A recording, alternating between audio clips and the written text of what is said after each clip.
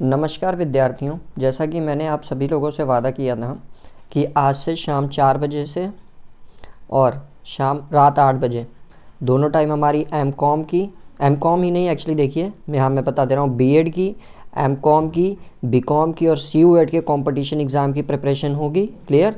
तो जो बच्चे कॉमर्स से बीएड करने जा रहे हैं या बीकॉम के बाद एमकॉम करने जा रहे हैं या 12th के बाद बीकॉम करने जा रहे हैं या सीयूएट जो सेंट्रल यूनिवर्सिटीज़ की कॉमन एंट्रेंस टेस्ट होगी उसमें बैठने जा रहे हैं, वहाँ पे जो बच्चे क्या बोलते हैं कॉमर्स के लिए जाएंगे तो उनके लिए ये सारी की सारी क्लासेस होंगी जो बहुत सारी बेनिफिशियल होगी। इसकी देखिए जो पैटर्न होगा, जिस हिसाब से मैं आपको कराऊंगा वो देखिए क्या होगा, आप लोग को मैं बता दे रहा हूँ। इसमें देखिए आपको फर्स्ट ऑफ ऑल मैं देखिए थ्योरी के पार्ट्स कराऊंगा। तो इसके लिए आप लोग सबसे पहले एक काम करिएगा कि कॉपी और पेन लेकर बैठिएगा, क्योंकि मैं किसी को भी पीडीएफ नहीं प्रोवाइड कराऊंगा, दैट्स इट।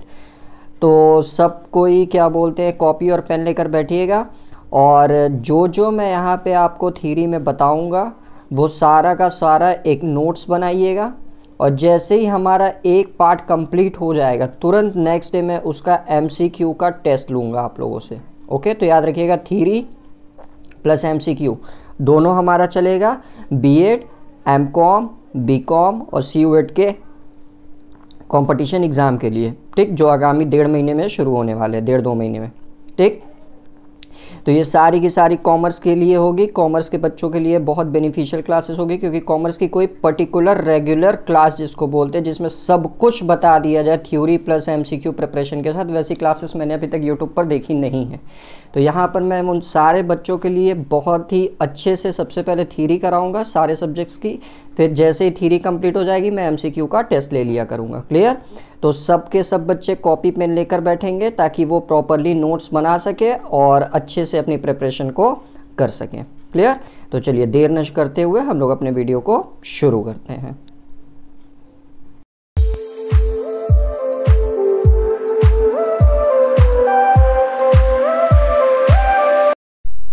आज देखिए हम लोग जो चर्चा करेंगे, हमारा पहला चैप्टर देखिए जो रहेगा वो बुक कीपिंग एंड अकाउंटिंग का रहेगा। ओके, तो ये बच्चे 11th में भी पढ़ चुके हैं, बीकॉम में भी कितने बच्चे ये पढ़े हैं।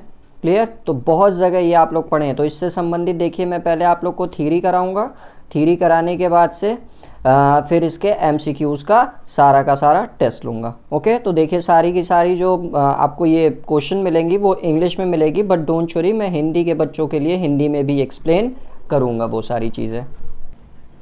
तो देखिए सबसे पहला टॉपिक है हमारा बुक कीपिंग का। ओके, तो देखिए क्या होता है book keeping. Book keeping is a process of recording financial transaction and events in the books of accounts, यानी कि जो बही खाता होता है हमारा, वह एक प्रक्रिया है जिसके अंतर्गत हमारे जो वित्तीय सौदे एवं घटनाएं होती हैं उनको जो खातों में लिखने की प्रक्रिया होती है उसी को बही खाता या बुक कीपिंग कहते हैं। तो याद रखिएगा आप लोग कॉपी और पेन लेकर बैठिएगा ताकि सारे नोट्स आप लोग अच्छे से बना सकें, और क्या बोलते हैं फिर जब मैं आपसे एमसीक्यू से टेस्ट लूँ ताकि आप लोग का प्रिपरेशन अच्छे से चल सके, एमसीक्यू थ्योरी दोनों चलेगी तो आप लोग अच्छे से उसको परफॉर्म कर पाएँ। ओके, चलिए आगे बढ़ते हैं।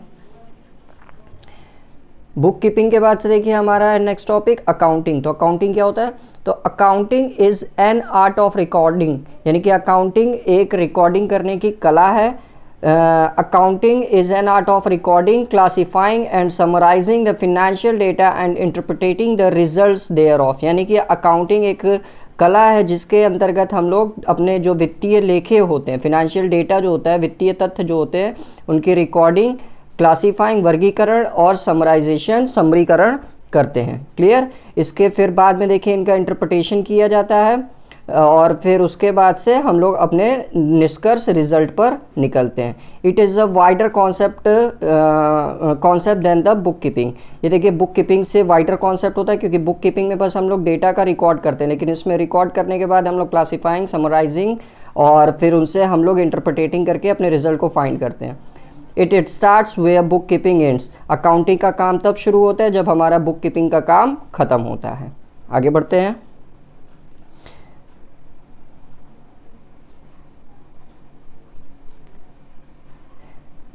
नेक्स्ट पॉइंट देखिए हमारा है अकाउंटेंसी।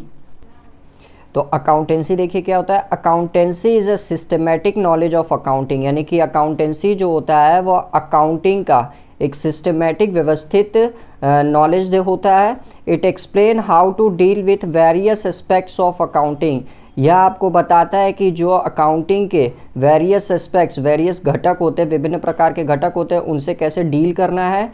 एंड एडुकेट्स, और यह शिक्षा देता है कि as to how accounts are maintain, कि किस प्रकार से खातों को मेंटेन करना है।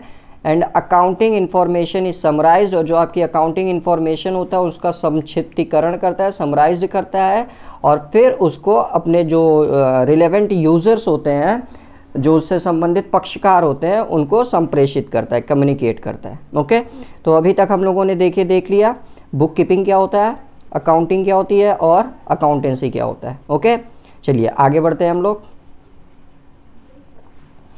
आगे पॉइंट देखिए हमारा कैरेक्टरिस्टिक्स और एलिमेंट्स ऑफ अकाउंटिंग। ओके, तो the following are the characteristics और एलिमेंट्स ऑफ अकाउंटिंग, यानी कि अकाउंटिंग की विशेषताएं और इनके एलिमेंट्स यानी कि तत्व।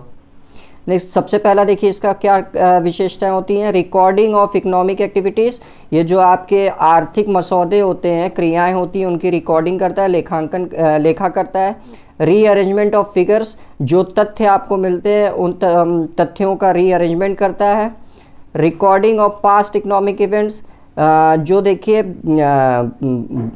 भूतपूर्व में जो आर्थिक घटनाएं हुई रहती हैं उनका देखिए ये लेखा करता है।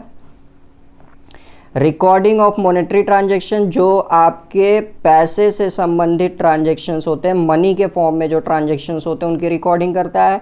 And next, presentation in summary form, और फिर लास्ट में आपका समरी फॉर्म में ये उसको प्रेजेंट करता है। क्लियर, जिससे हम लोग इंटरप्रिटेशन करके अपनी इंफॉर्मेशन को कलेक्ट करते हैं।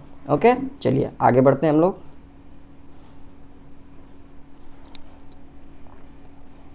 फिर उसके बाद से देखिए इसके अगले कैरेक्टरिस्टिक्स भी हैं हमारे पास। वो देखिए सबसे पहला क्या है कि N art of classifying the data, जो डेटा देखिए मिलता है आपको वो अलग अलग फॉर्म में होता है। क्लियर, तो उन सारे डेटा को वो एक साथ क्लासिफाई करता है, उनका वर्गीकरण करता है। इट इज़ अ साइंस, क्योंकि यह सिस्टमैटिक मैनर में किया जाता है। That's why accounting is a also science, that's why कहा जाता है accounting is a art and science both. Clear, and next, analysis of interpretation, फिर उसके बाद से जो तथ्य हमको मिलते हैं उसका एनालिसिस करके इंटरप्रिटेट किया जाता है। ओके, चलिए आगे बढ़ते हैं हम लोग। एनालिसिस मतलब विश्लेषण करके उसका संश्लेषण किया जाता है।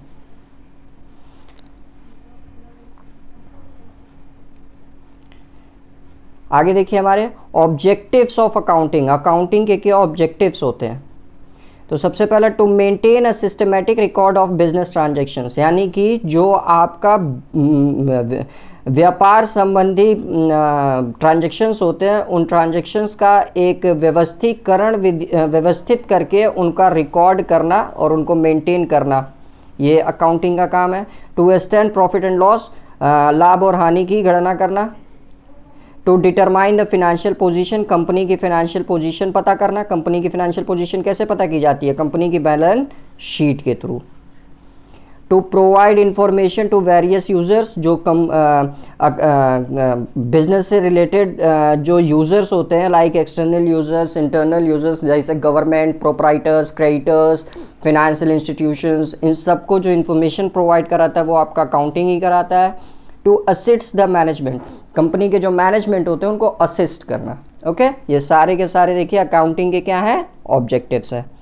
चलिए आगे बढ़ते हैं हम लोग।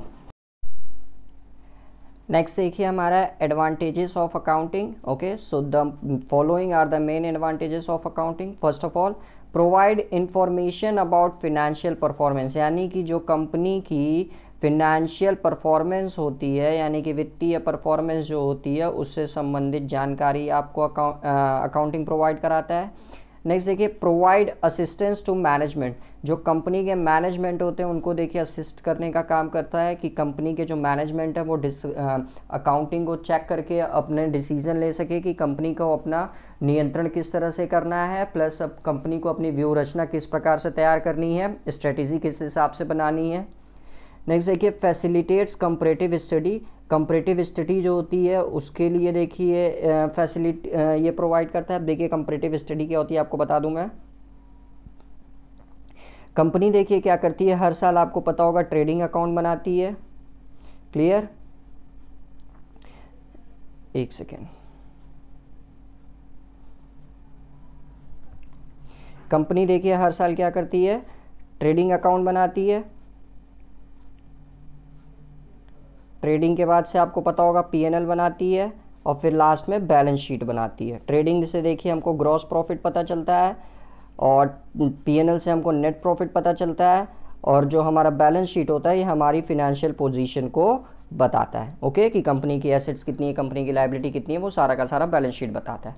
क्लियर, तो देखिए जब कंपनी 2-3 साल के बैलेंस शीट या पीएनएल या ट्रेडिंग को एक साथ कंपेयर करती है, कंपेयर करके इन द सेंस चेक करती है कि लास्ट ईयर उस कंपनी की प्रॉफिट कितनी थी, करंट ईयर कंपनी की प्रॉफिट कितनी है। तो अगर कंपनी का प्रॉफिट इंक्रीज कर रहा है तो इंक्रीज करने के पीछे कारण क्या है, उस कारण को और अच्छे से तैयार किया जाए ताकि और अच्छे से उस पर काम किया जा सके, ताकि कंपनी और ज़्यादा से ज़्यादा प्रॉफिट गेन कर सके। और अगर कंपनी लॉस बियर कर रही है तो कंपनी को लॉस बियर करने का कारण क्या है कि पिछले साल कंपनी को 10 लाख का मान लीजिए प्रॉफिट हुआ, करंट ईयर 8 लाख का प्रॉफिट हुआ, तो 2 लाख का प्रॉफिट नुकसान के पीछे कारण क्या है। ये सारे चीज़ देखिए जब एक ईयर को दूसरे ईयर के साथ कंपेयर किया जाता है वो आपकी कंपैरेटिव स्टडी कहलाती है। ओके, कॉपी पेन लेकर ही बैठिएगा आप लोग, क्योंकि इसकी पीडीएफ आप लोग को नहीं मिलेगी, मैं बार बार आप लोगों से कह रहा हूँ। ओके, तो जो जो बता रहा हूँ उसको आप लोग नोट करते हुए चलते रहिएगा। नेक्स्ट देखिए, helps in settlement of tax liability. Tax liability देखिए ये एक्सटर्नल लाइबिलिटी है, क्योंकि गवर्नमेंट को पे करनी होती है। तो गवर्नमेंट के जो ऑफिशियल्स होते हैं उनको देखिए, अगर आपके कंपनी की अकाउंटिंग रिकॉर्ड्स प्रॉपरली मेंटेन होती है तो उनको क्या बोलते हैं, टैक्स से रिलेटेड कोई भी फिर दिक्कत नहीं आती है, और जो आपने टैक्स फाइल कर रखा है, आईटीआर फाइल कर रखा है, उसको वो कंसीडर कर लेते हैं as a basis of their auditing. Helpful in raising loan, तो देखिए जब आपकी अकाउंटिंग जो होगी वो प्रॉपरली मैनर में मेंटेन्ड होगी, आपको प्रॉफिट हुआ रहेगा, तो वो चीज़ें आप अपने बैलेंस शीट, अपने पीएनएल अकाउंट, अपने बैलेंस शीट में शो किए रहेंगे, तो इससे आपको लोन भी लेने में आसानी होगी। Helpful in decision making, decision making में भी देखिए हेल्पफुल होगा, क्योंकि जब आपका अकाउंटिंग हो तो कंपैरेटिव स्टडी करके आप डिसीजन जो कंपनी से संबंधित निर्णय लेना चाहते हैं उसके लिए भी ये एक मसौदा तैयार करके दे देगा। नेक्स्ट पढ़ते हैं एडवांटेजेस के बाद से देखिए लिमिटेशंस। तो जैसा कि आप लोगों ने फिजिक्स में पढ़ा होगा कि every action is equal and opposite reaction force, Newton's third law, याद होगा आप लोग को। तो इसमें देखिए क्या होता है, सबसे पहले लिमिटेशंस ऑफ अकाउंटिंग में, तो first of all know record of non monetary transactions, यानी कि जो नॉन मॉनेटरी ट्रांजेक्शन्स होते हैं, जो वित्तीय पैसे से संबंधित ट्रांजेक्शन्स नहीं होते हैं, उनका कोई भी लेखा नहीं किया जाता है। नेक्स्ट देखिए accounting is done on historic value of assets, यानी कि अकाउंटिंग देखिए जो की जाती है वो हिस्टोरिक वैल्यू, उसकी पास्ट वैल्यू पे की जाती है। ओके, उसकी भूतपूर्व वैल्यू पे एसेट्स की रिकॉर्डिंग की जाती है। अगला देख लेते हैं।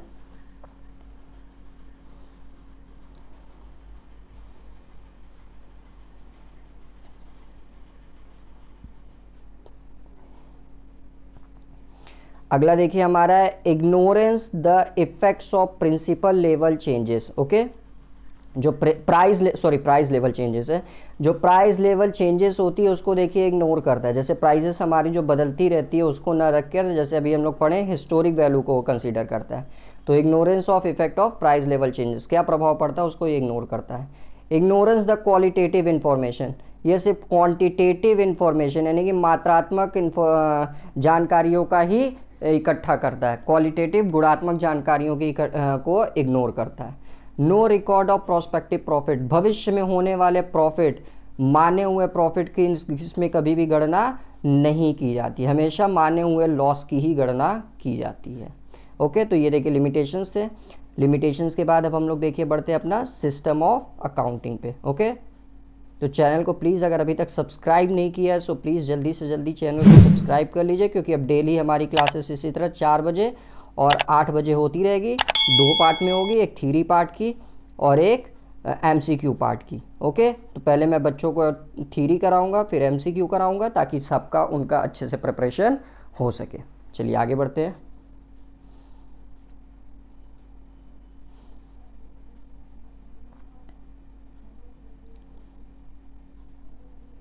आगे देखिए आपसे क्या कह रहा है, सिस्टम ऑफ अकाउंटिंग। हमारे अकाउंटिंग के सिस्टम क्या होते हैं, तो सबसे पहला सिस्टम देखिए होता है आपका कैश सिस्टम। ओके, तो कैश सिस्टम में देखिए क्या होता है, cash system of accounting is used in those concerns where only cash transaction takes place and the object of concern is not to make profit। याद रखिएगा, तो कैश सिस्टम नकद रोकड़ विधि जो होती है, यह देखिए उस व्यापार में यूज़ की जाती है, इस्तेमाल की जाती है जहाँ पे सिर्फ कैश में ट्रांजैक्शन हो, कैश में ही लेन देन हो। Clear. And the objects of, और उस व्यापार का जो उद्देश्य हो वो प्रॉफिट कमाना ना हो। क्लियर। तो ये कैश सिस्टम था। आगे बढ़ते हैं, कॉपी पेन लेकर ही बैठिए, एक एक पॉइंट आप लोग नोट करते रहा करिए, तभी आप लोग एमसीक्यू अच्छे से दे पाएंगे, अदरवाइज आप लोग एमसीक्यू अच्छे से परफॉर्म ही नहीं कर पाएंगे और फिर कहेंगे कि एग्जाम में क्वेश्चन आ रहा था बट हम कर नहीं पाए क्योंकि हमको याद ही नहीं आ रहा था क्वेश्चन। नेक्स्ट वर्ड देखते हैं हम लोग।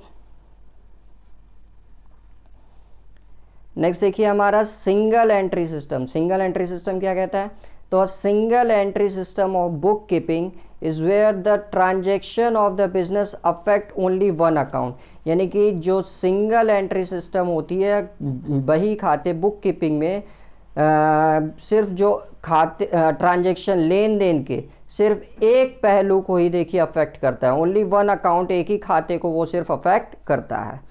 That is only one accounts value will decrease और इंक्रीज, जिसके तहत सिर्फ एक ही खाते की जो वैल्यू होगी, मूल्य होगा, वो या तो घटेगा या तो बढ़ेगा, based on the transaction amount, जो आपका लेन देन के अमाउंट पे बेस्ड होगा। अगर अमाउंट बढ़ेगी तो ऑब्वियसली इंक्रीज करेगा, अमाउंट घटेगी तो डिक्रीज करेगा। No concept of debit and credit in this system. Only personal account, जो पर्सनल अकाउंट आपके होते हैं, and cash book are maintain. Single entry system के तहत सिर्फ पर्सनल अकाउंट और कैश बुक को ही मेंटेन किया जाता है। आगे बढ़ते हैं।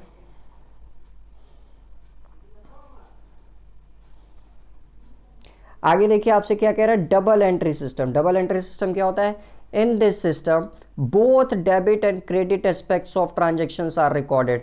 यानी कि इस विधि के अंतर्गत हम लोग जो हमारे डेबिट और क्रेडिट दोनों घटकों का लेन देन का लेखा करते हैं। The rules applicable to the different kinds of accounts. अब ये देखिए रूल्स जो होते हैं वो अलग अलग अकाउंट्स के लिए अलग अलग प्रकार से होते हैं, जो इस ग्राफ में देखिए इस चार्ट में समराइज किए गए। जैसे देखिए एसेट्स, एसेट्स जब इंक्रीज करेगा तो डेबिट और डिक्रीज करेगा तो क्रेडिट। एक्सपेंसेस एंड लॉसेस, जब एक्सपेंसेस एंड लॉसेस डिक्रीज करेंगे तो क्रेडिट और इंक्रीज करेंगे तो डेबिट। लायबिलिटी एंड कैपिटल, जब इंक्रीज करेगा तो डेबिट और जब डिक्रीज करेगा तो credit. And revenue and gains, जब डिक्रीज करेगा तो डेबिट और जब इंक्रीज करेगा तो क्रेडिट। ओके, तो ये था आपका डबल एंट्री सिस्टम। आगे बढ़ते हैं।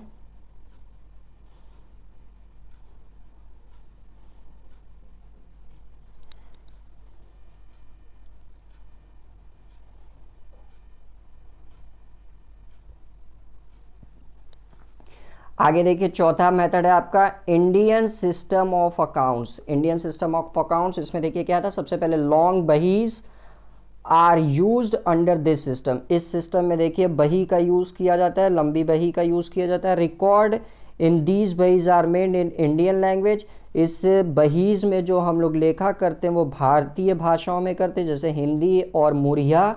यहाँ से देखिए एमसीक्यू डायरेक्ट बनता है कि इंडियन अकाउंटिंग सिस्टम में किस भाषा में लेखांकन होता है, तो हिंदी और मुरिया भाषा में होता है। This system is also based on double entry system, और Indian system of accounting is also based on double entry system, यानी कि दोहरी लेखा प्रणाली पर ही यह आधारित होता है। ओके, चलिए आगे बढ़ते हैं। आगे देखिए basis of accounting. Basis of accounting, तो इसमें देख लेते हैं क्या है हमारा। तो there are two recognized basis of accounting. दो रिकॉग्नाइज्ड बेसिस है। सबसे पहला है आपका मर्सेंटाइल बेसिस ऑफ अकाउंटिंग, जिसको हम लोग अक्रूवल बेसिस ऑफ अकाउंटिंग भी कहते हैं। ओके, तो इसमें देख लेते हैं क्या होता है। This method is commonly adopted by business concerns. यानी कि मर्सेंटाइल बेसिस को ही मैक्सिमम बिजनेस कंसर्न जो होते हैं, व्यापारिक जो होते हैं, वो उसको फॉलो करते हैं, अडॉप्ट करते हैं।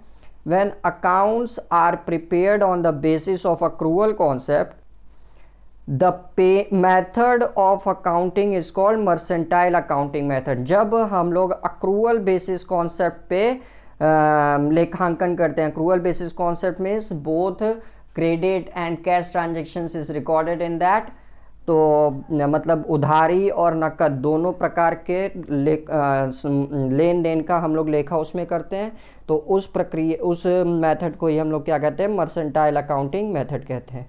It is also called accrual system of accounting, और इस सिस्टम को हम लोग अक्रूवल सिस्टम ऑफ अकाउंटिंग भी कहते हैं.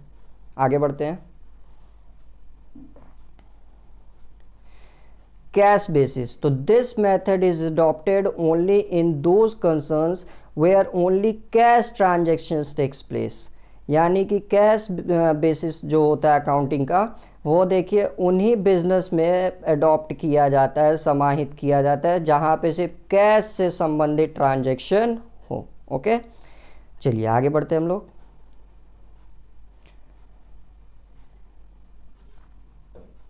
आगे देखिए हमारा मीनिंग ऑफ फिनेंशियल अकाउंटिंग, वित्तीय लेखांकन का अर्थ. तो an accounting which relates with the analysis and recording of transactions of financial nature, यानी कि वह लेखांकन जो आपका विश्लेषण करे और लेखांकन करे जो वित्तीय संबंधी आपके लेन देन होते हैं उनका, और फिर उनका क्लासिफिकेशन वर्गीकरण करे. The preparation of financial statement, और फिर फिनेंशियल स्टेटमेंट उससे तैयार किया जा सके, और फिर उस फिनेंशियल स्टेटमेंट का देखिए एनालिसिस विश्लेषण तथा इंटरप्रिटेशन यानी कि निर्वचन किया जा सके, उसे फिनेंशियल अकाउंटिंग कहा जाता है. यानी कि an accounting which relates with the analysis and recording of transactions of financial nature, their classification, the preparation of financial statement and their analysis and interpretation is termed as financial accounting. अर्थात जब आपका लेखांकन जो हो वो उसका विश्लेषण और उसका लेखा जो होता है वो वित्तीय नेचर के हों, और फिर उनका वर्गीकरण करके हम लोग जो फिनेंशियल स्टेटमेंट वित्तीय स्टेटमेंट विवरण पत्र तैयार करते हैं, और फिर उनसे हम लोग एनालिसिस करके उनका विश्लेषण करके उससे को निर्वचन करते हैं, उसे ही हम लोग फिनेंशियल अकाउंटिंग कहते हैं. ओके, फिनेंशियल स्टेटमेंट में क्या क्या चीज़ें आती हैं फिर मैं आपको बता दे रहा हूँ. फिनेंशियल स्टेटमेंट में देखिए 3 चीज़ें आती हैं. ओके, सबसे पहला देखिए आपका ट्रेडिंग अकाउंट आता है, दूसरा आपका P&L अकाउंट आता है, और तीसरा आपका बैलेंस शीट आता है. चलिए आगे देखते हैं. आगे देखिए आपका ट्रेडिंग अकाउंट. तो ट्रेडिंग अकाउंट क्या कहता है, it shows gross profit earned और ग्रॉस लॉस इनकर्ड. यानी कि जो ग्रॉस प्रॉफिट होता है या ग्रॉस लॉस कंपनी को हुआ रहता है, सकल हानि या सकल लाभ जो कंपनी को हुआ रहता है, वह आपका ट्रेडिंग अकाउंट बताता है. इसमें देखिए क्या करते हैं हम लोग, सेल्स को क्रेडिट करते हैं, it is credited with sales. Other direct incomes, और जो अदर डायरेक्ट इनकम्स होते हैं उनको भी क्रेडिट किया जाता है. एंड क्लोजिंग स्टॉक्स एंड फिर जो क्लोजिंग स्टॉक होता है उसको भी क्रेडिट किया जाता है. यानी कि क्या क्या चीज़ें देखिए आपको पता होगा 2 टाइप्स में होगा. ये हमारा देखिए क्रेडिट पक्ष होता है, ये हमारा डेबिट पक्ष होता है.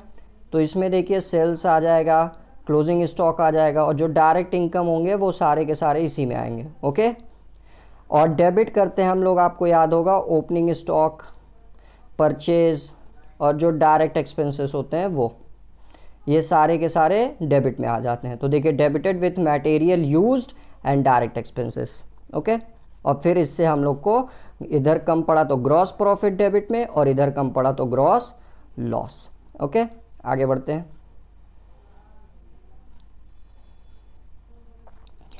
बार बार कह रहा हूँ आप लोगों से, सारा का सारा नोट्स जैसे मैंने बना के लिख के आप लोग के लिए रखा है कंप्यूटर पे, उसी तरह आपको भी लिखना है. आप कंप्यूटर पे लिखिए, हाथ से लिखिए, कहीं लिखिए, बट सारे के सारे नोट्स आपके पास होने चाहिए, तभी आप लोग एग्ज़ाम में अच्छे से परफॉर्म कर पाएंगे. और जब मैं MCQ से टेस्ट लूँगा आप लोग तो अच्छे से टेस्ट दे पाएंगे. अदरवाइज़ आप लोग टेस्ट दे नहीं पाएंगे और एग्ज़ाम में भी वही सारी गलतियाँ करके आएंगे और फिर कहेंगे सिलेक्शन नहीं हुआ.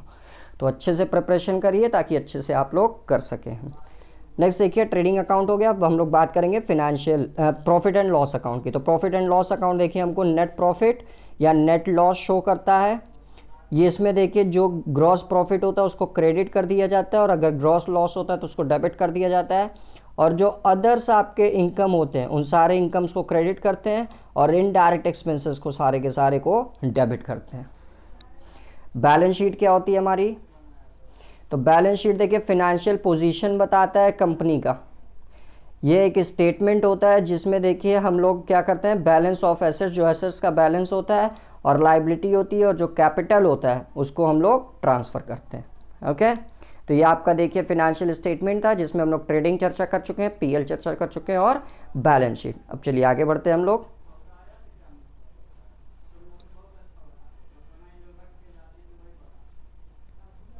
नेक्स्ट देखिए हमारा अकाउंटिंग कॉन्सेप्ट। ओके, तो अकाउंटिंग कॉन्सेप्ट क्या होता है उससे संबंधित चलिए मतलब लेखांकन अवधारणाएं, तो वो क्या क्या होती हैं चलिए आइए देख लेते हैं हम लोग। तो in accountancy following concept quite popular. Okay, तो सबसे पहला देखिए आपका बिजनेस एंटिटी कॉन्सेप्ट, व्यापार इकाई अवधारणा। ओके, तो इसमें देखिए क्या होता है, this concept assumes that business has a separate and distinct entity from its owner, यानी कि जो व्यापार होता है आपका, ठीक, बिजनेस होता है, इसका अस्तित्व जो होता है इसके मालिक से सेपरेट, अलग होता है, पृथक होता है। क्यों होता है? इसीलिए देखिए कंपनी से जब कोई जो कंपनी का प्रोप्राइटर होता है पैसा निकालता है तो उसको देखिए कैपिटल में से हम लोग माइनस करते हैं, जिसको हम लोग ड्राइंग कहते हैं। ड्राइंग आप लोगों को पता होगा कैपिटल से माइनस किया जाता है, क्लियर। और क्या बोलते हैं, अगर कैपिटल पे उसको इंटरेस्ट दिया जाता है तो इंटरेस्ट देखिए क्या होते हैं, हम लोग पीएनएल अकाउंट में डेबिट करते हैं। क्यों? क्योंकि ये कंपनी के लिए नुकसान होता है। और अगर ड्राइंग पे इंटरेस्ट उससे लिया जा रहा है तो इसको देखिए क्रेडिट किया जाता है। क्यों? क्योंकि ये कंपनी के लिए प्रॉफिट होता है। तो दोनों देखिए जो कंपनी का व्यापारी मालिक होता है और जो कंपनी होती है उन दोनों का अस्तित्व एक दूसरे से पृथक होता है, इसीलिए इसमें अलग अलग ड्राइंग का अलग, और कैपिटल पे अगर उसको प्रॉफिट इंटरेस्ट अलाउ किया जा रहा है तो वो सारी एंट्रीज देखिए अलग की जाती है। आगे बढ़ते हैं। दूसरा देखिए मनी मेजरमेंट कॉन्सेप्ट। ओके, मुद्रा मूल्यांकन अवधारणा। तो this concept states that only those transactions and happenings in an organization which can be expressed in terms of money are to be recorded in the books of accounts, यानी कि इस अवधारणा के अनुसार सिर्फ उन्हीं लेन देनों और जो ट्रांजैक्शंस हुए रहते हैं किसी ऑर्गेनाइजेशन संगठन में लेखा किया जाता है जो मनी के टर्म्स में हो, यानी कि मनी के टर्म्स में जो आपके लेन देन या ट्रांजैक्शंस हुए होंगे उनसे संबंधित ही बस लेखा किया जाएगा। यह आपका मनी मेजरमेंट कॉन्सेप्ट बताता है। नेक्स्ट देखिए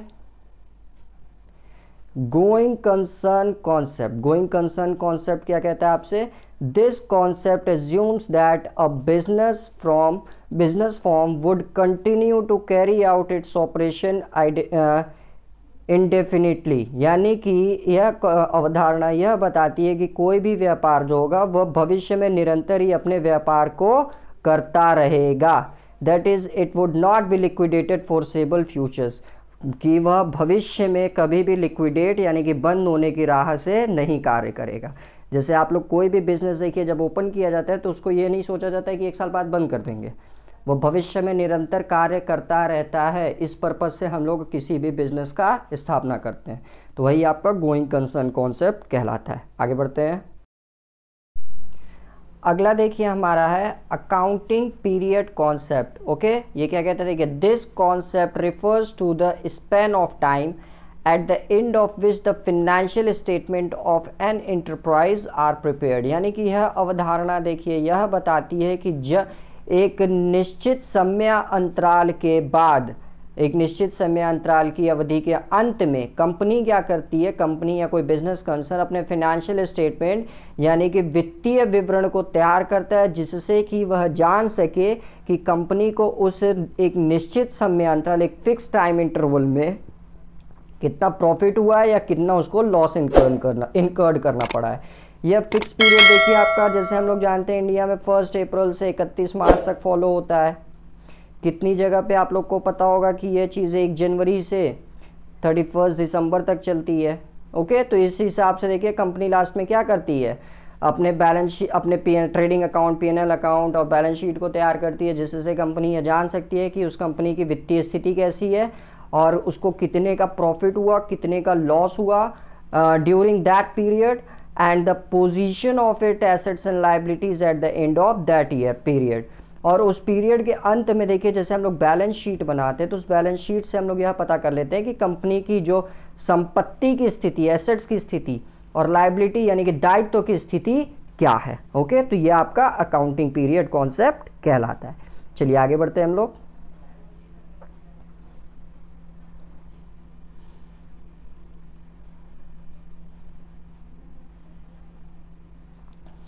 आगे देखिए आपसे क्या कहता है, कॉस्ट कॉन्सेप्ट। कॉस्ट कॉन्सेप्ट क्या कहता है आपसे कि this concept requires that all assets are recorded in the books of accounts at their purchase price। यानी कि इस अवधारणा के अनुसार हम लोग यह पता करते हैं, यह कार्य करते हैं कि जो भी एसेट्स हम लोग खरीदे हैं उस एसेट्स को हम लोग जब बुक्स में लिखेंगे, अकाउंटिंग के बुक्स में, तो उसके परचेस प्राइस पे लिखा जाएगा। ओके, उनका लेखा जो होगा, रिकॉर्ड जो किया जाएगा वो उसके परचेस प्राइस पे किया जाएगा। क्लियर? जिसमें देखिए क्या क्या चीज़ें इंक्लूड होंगी, which includes cost of acquisition, अधिग्रहण करने की लागत, ट्रांसपोर्टेशन, परिवहन की लागत, इंस्टॉलेशन, उसको लगवाने की लागत, and making the assets ready for use. Okay, और उस एसेट्स को जब यूज़ करने तक में जितने भी खर्चे होंगे उन सारों खर्चों को उसमें इंक्लूड कर दिया जाएगा, तब जाके उस एसेट्स का परचेस प्राइस पता चलेगा। जैसे कि ये देख लीजिए, मान लीजिए कंपनी एक मशीन खरीद रही है, उस मशीन की देखिए जो लागत है वो 50,000 है। ओके, और फिर कंपनी क्या कर रही है, इसको अपने फैक्ट्री तक लाने में इसको ट्रांसपोर्टेशन चार्ज देना पड़ जा रहा है, फ्रेट दे जाना पड़ जा रहा है, जो फ्रेट मान लीजिए आपका 1,000 रुपये।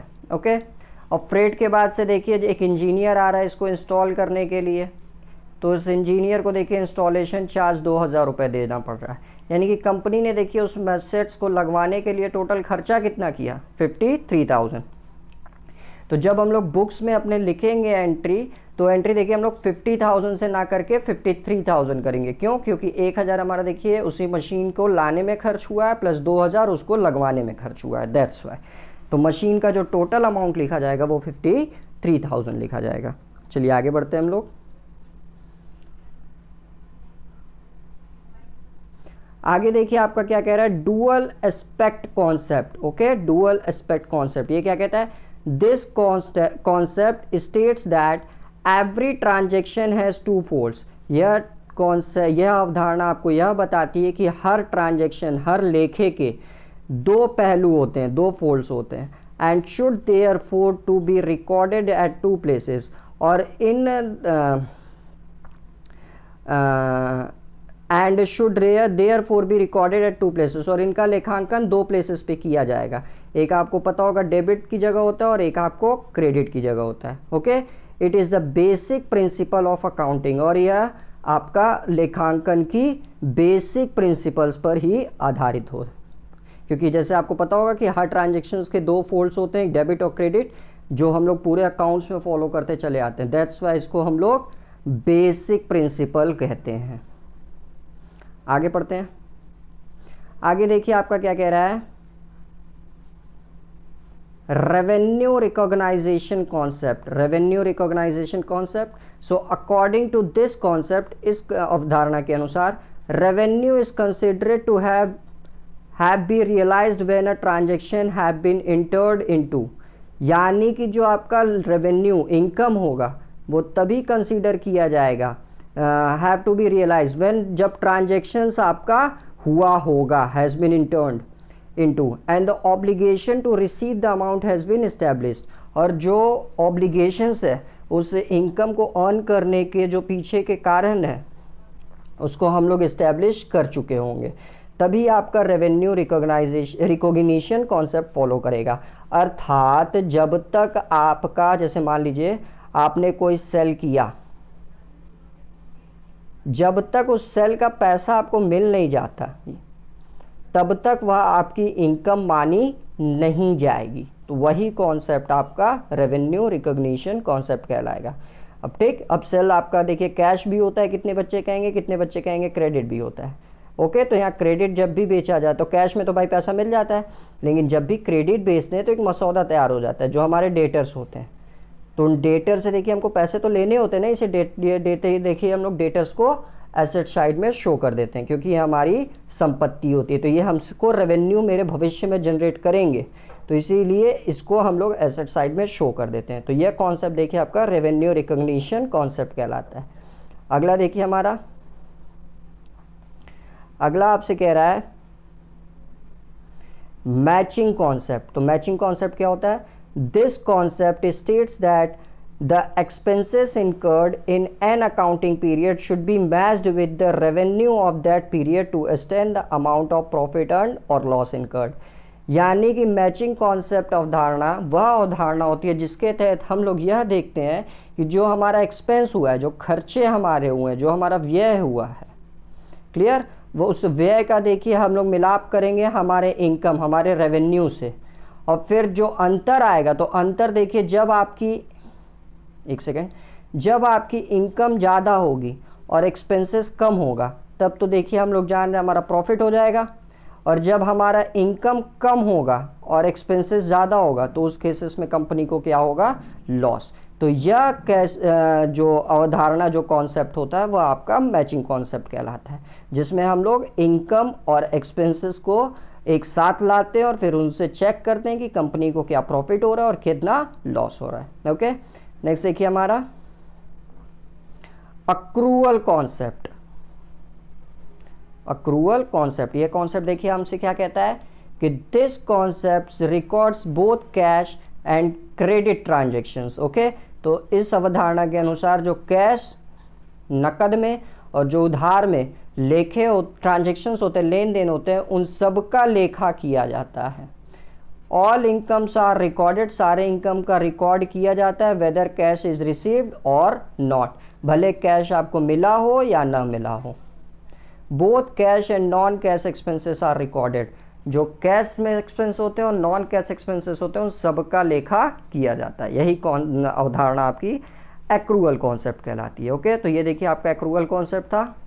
आगे बढ़ते हैं हम लोग। अगला देखिए हमारा जो हेडिंग है वो है accounting conventions.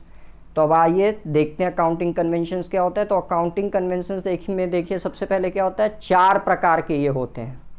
There are 4 widely recognised accounting convention. सबसे पहला कन्वर्टिज्म, दूसरा कंसिस्टेंसी, तीसरा फुल डिस्क्लोजर और चौथा मैटेरियलिटी। ओके, तो इसको देखिए हिंदी में क्या कहते हैं, कन्वर्टिज्म मतलब रूढ़िवाद अवधारणा, कंसिस्टेंसी मतलब स्थिरता की अवधारणा, और फिर फुल डिस्क्लोजर यानी कि पूर्ण प्रकटीकरण, और मैटेरियलिटी यानी कि आपका भौतिकता। ओके, तो सबसे पहले देखिए कन्वर्टिज्म, रूढ़िवादी। तो देखिए this convention requires that profit should not be recorded unless realised but all losses, एक सेकेंड,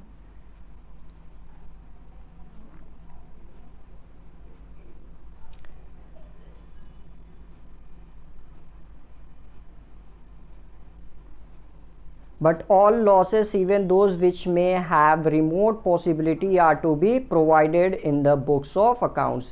यानी कि इस अवधारणा कन्वर्टिज्म के अनुसार, रूढ़िवादी अवधारणा के अनुसार, भविष्य में होने वाले प्रॉफिट का कोई भी, लाभ का कोई भी लेखा नहीं किया जाएगा, उनको हम लोग इग्नोर कर देंगे। भविष्य में होने वाले जो अभी हुए नहीं है, प्रोबेबली हो सकते हैं, संभवतः हो सकते हैं, तो उनका कोई भी लेखा जोखा नहीं किया जाएगा।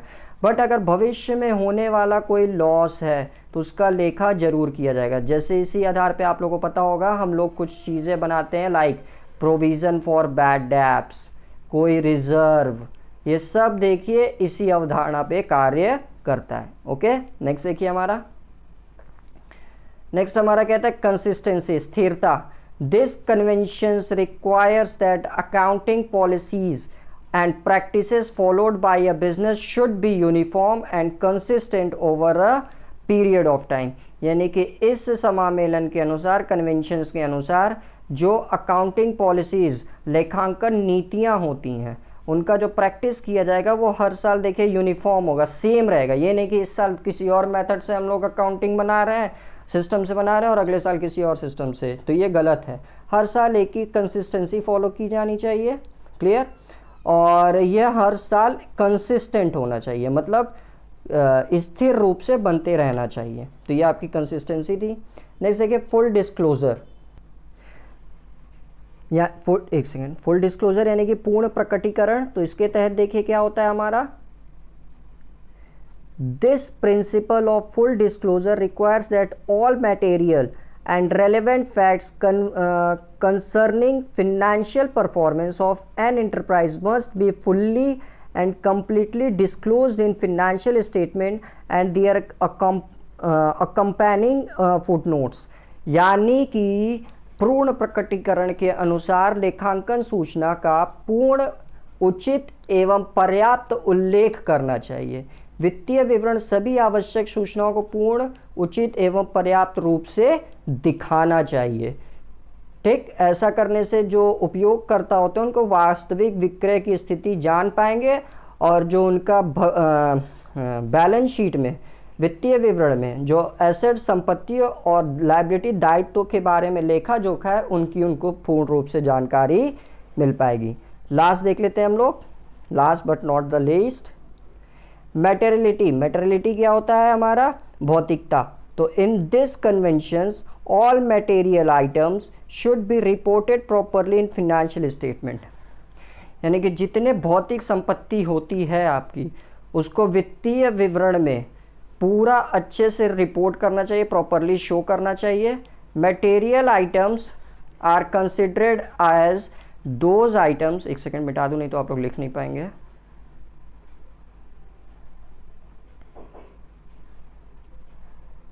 हाँ, material items are considered as those items whose inclusion or exclusion result in significant change in the decision making for the users of the business। और जब उस भौतिक संपत्ति में कोई भी परिवर्तन हो रहा है, इंक्लूजन यानी कि अगर जोड़ा जा रहा है, एक्सक्लूजन जा रहा है, तो उन सब में जो हुए परिवर्तन है, उस परिवर्तन की इंफॉर्मेशन या डिसीजन से रिलेटेड कोई भी इंफॉर्मेशन अगर यूजर्स को चाहिए तो वो इसलिए उनको मिल सके। तो ये कॉन्सेप्ट देखिए आपका था मैटेरियलिटी। ओके, तो आइए जल्दी से हम लोग एक बार देख लेते हैं आज हम लोगों ने क्या क्या चर्चा किया। सबसे पहले तो देखिए हम लोगों ने पढ़ा कि हमारा बुक कीपिंग क्या होता है, बुक कीपिंग के बाद से अकाउंटिंग क्या होती है, फिर अकाउंटेंसी के बारे में हम लोगों ने चर्चा की, फिर कैरेक्टरिस्टिक्स और एलिमेंट्स ऑफ अकाउंटिंग, और फिर उसके बाद से देखिए, वेट अ सेकेंड, उसके बाद से देखिए हम लोगों ने आज ऑब्जेक्टिव्स ऑफ अकाउंटिंग की चर्चा कर ली, फिर इसके एडवांटेजेस, फिर इसके लिमिटेशंस,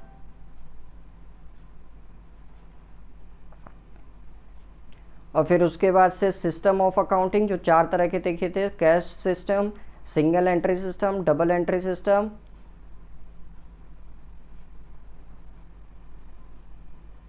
और लास्ट में आपका इंडियन सिस्टम ऑफ अकाउंटिंग। फिर उसी तरह से बेसिस ऑफ अकाउंटिंग जिसमें देखिए मर्सेंटाइल बेसिस था, कैश बेसिस था। फिर उसके बाद से मीनिंग ऑफ फाइनेंशियल अकाउंटिंग जिसमें 3 चीज़ें थी, आपको याद होगा, ट्रेडिंग अकाउंट, और उसके बाद से हमारा ट्रेडिंग अकाउंट के बाद से देखिए पीएनएल अकाउंट, फिर बैलेंस शीट, फिर उसके बाद से अकाउंटिंग कॉन्सेप्ट जिसमें सबसे पहला देखिए बिजनेस एंटिटी कॉन्सेप्ट, फिर मनी मेजरमेंट कॉन्सेप्ट, फिर गोइंग कंसर्न कॉन्सेप्ट, फिर अकाउंटिंग पीरियड कॉन्सेप्ट, फिर उसके बाद से देखिए कॉस्ट कॉन्सेप्ट, फिर डुअल एस्पेक्ट कॉन्सेप्ट, फिर रेवेन्यू और रिकॉग्निशन कॉन्सेप्ट, फिर मैचिंग कॉन्सेप्ट, फिर एक्रूअल कॉन्सेप्ट। ये 9 कॉन्सेप्ट हम लोगों ने देखे। फिर अकाउंटिंग कन्वेंशंस। ओके, तो इसमें देखिए क्या क्या चीज़ें थी। सबसे पहला कन्वर्टिज्म, रूढ़िवादी, रूढ़िवादी के बाद से देखिए हमारा नेक्स्ट था कंसिस्टेंसी, स्थिरता, फिर फुल डिस्क्लोजर, पूर्ण प्रकटीकरण, और मैटेरियलिटी, भौतिकता। तो ये सारे के सारे देखिए आज हम लोगों ने चर्चा कर ली। ओके, तो एक इन्फॉर्मेशन और दे रहा हूँ आपको। आज देखिए जो हमारी 8 बजे वाली क्लास है वो नहीं होगी क्योंकि आज ट्यूसडे है, मेरा फास्ट रहता है तो पूजा पाठ करने में थोड़ा समय लग जाता है, इसलिए तो 8 बजे वाली क्लास नहीं होगी। बट कल से 4 बजे और 8 बजे दोनों क्लासेस होंगी आपकी। तो आज देखिए हम लोगों ने बुक कीपिंग एंड अकाउंटिंग का एक पार्ट कंप्लीट कर दिया, एक पार्ट इसका और बचा है जो कल मैं आपको कंप्लीट करा दूंगा। और फिर नेक्स्ट डे इसका MCQ का आपका टेस्ट हो जाएगा। ओके, तो सारा का सारा थ्योरी आप लोग प्रॉपरली मैनर में बना लीजिएगा ताकि MCQ का टेस्ट देते समय दिक्कत ना आए आपको। ओके, और चैनल को प्लीज़ अगर अभी तक सब्सक्राइब नहीं किया तो जल्दी से जल्दी सब्सक्राइब कर लीजिए, क्योंकि ये क्लास देखिए जो है वो जो भी बच्चे हमारे, याद रखिएगा बार बार मैं आपसे बोल रहा हूँ, जो भी बच्चे हमारे कॉमर्स के MCQs देखिए जो पढ़ने जा रहे हैं, वो B.Ed का परीक्षा देने जाएंगे या M.Com का देने जाएंगे, B.Com का या CUET का, UG और PG दोनों के लिए, उन सारे कंपटीशन एग्जाम में कॉमर्स की रामबाण क्लासेस साबित होने वाली है। ओके, पूरे यूट्यूब पे आपको ऐसी क्लासेस नहीं मिलेंगी, मैं गारंटी ले सकता हूँ, जिसमें आपको थ्योरी प्लस MCQ दोनों एक साथ कराया जाए, वो भी फ्री ऑफ कॉस्ट, पूरे के पूरे सब्जेक्ट्स चैप्टर्स के। तो इसीलिए जल्दी से जल्दी इसको अपने दोस्तों के बीच में भी शेयर कर दीजिए ताकि वो बच्चे भी इससे लाभान्वित हो सकें। ओके, और एक और छोटी सी इन्फॉर्मेशन, अगर अभी तक आप लोगों ने हमको इंस्टाग्राम पे फॉलो नहीं किया तो आप लोग जल्दी से जल्दी वहाँ पे भी फॉलो कर लीजिए, जिसका यूज़र ID है स्वास्तिक कॉमर्स क्लास। टेलीग्राम पे अगर कोई पर्सनल इन्फॉर्मेशन क्वेरी करनी है आपको तो आप हमसे डायरेक्ट बात कर सकते हैं। हमारा पर्सनल कॉन्टैक्ट है टेलीग्राम पे विकास_श्री, और PDF के लिए आप हम लोग स्वास्तिक 0421 पे फॉलो कर सकते हैं। लेकिन इस क्लास की कोई भी PDF नहीं मिलेगी, जैसे मैंने पहले भी आपको बता रखा था, सारा का सारा आपको हाथ से लिख कर नोट्स बनाना है। ओके, तो चलिए धन्यवाद, अच्छे से नोट्स आप लोग प्रिपेयर करिए और मिलते हैं कल की शाम में 4 बजे नेक्स्ट क्लास में। ओके, तो सी यू, एंड अच्छे से आप लोग प्रिपरेशन करिए, और चैनल को सब्सक्राइब नहीं किया सो प्लीज़ जल्दी से जल्दी चैनल को सब्सक्राइब भी कर लीजिए। Thank you.